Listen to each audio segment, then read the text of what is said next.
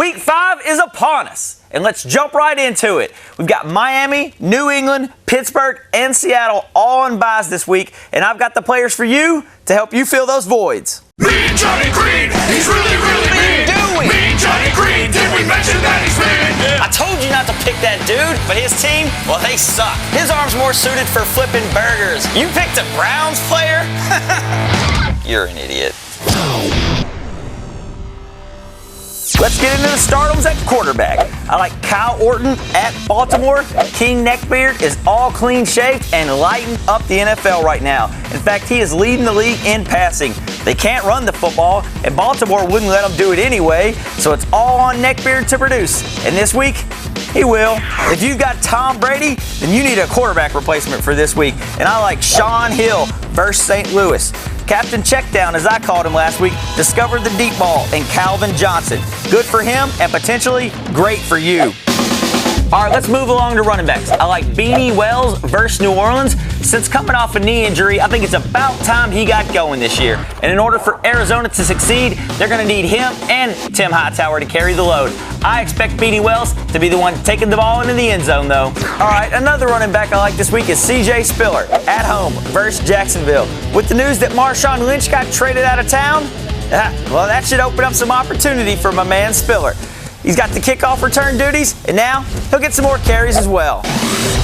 All right, let's move along to the prima donnas at the wide receiver position. I like Santonio Holmes versus Minnesota. He's fresh off suspension and into your lineup. He and Mark Sanchez really developed quite the chemistry in training camp. I look for him to have a good day. Hakeem Nicks exploded in week 1 for 3 touchdowns. He settled down a little after that, but now he's coming off an 8-catch, 110-yard performance against Chicago. And at Houston, I look for him to have a big day, and so will Eli Manning.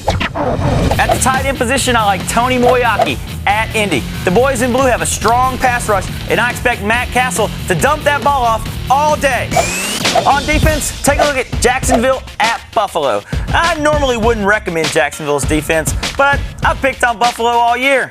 Well, why stop now? Another defense I like this week is Indy at home versus Kansas City. Kansas City is the only remaining undefeated team in the NFL, but color me a skeptic. I like the boys in blue and their pass rush. It's going to cause plenty of problems for Kansas City.